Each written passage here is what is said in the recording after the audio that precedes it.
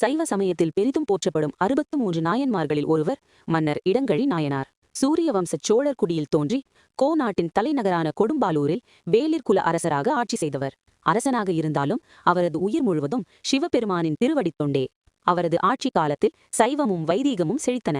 சிவன் கோவில்களில் சிவாகம விதிப்படி வழிபாடுகள் நடந்தன. சிவனடியார்கள் மதிக்கப்பட்டனர்.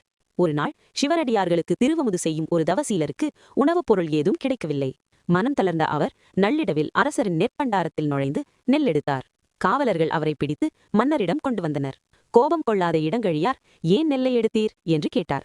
சிவனடியார்களுக்கு அமுது செய்வதற்காக என்ற பதிலை கேட்டதும் மன்னரின் உள்ளம் உருகியது. இவரன்றோ எனக்கு பண்டாரம் என்று கூறி அழியவரை விடுதலை செய்தார். அதோடு மட்டுமல்ல, என் நெற்பண்டாரம் மட்டுமல்ல, என் அனைத்து நிதி பண்டாரங்களும் சிவனடியார்களுக்கே என்று பறையறிவித்தார். இவ்வாறு கருணையும் பக்தியும் இணைந்த ஆட்சியால் மக்களையும் சிவனடியார்களையும் காத்து இடங்கழி நாயனார் இன்றும் சைவ வரலாற்றில் ஒளிர்கிறார். சிவனை பிடிக்கும் என்றால் இந்த வீடியோவை லைக் பண்ணுங்க. சிவான்னு கமெண்ட்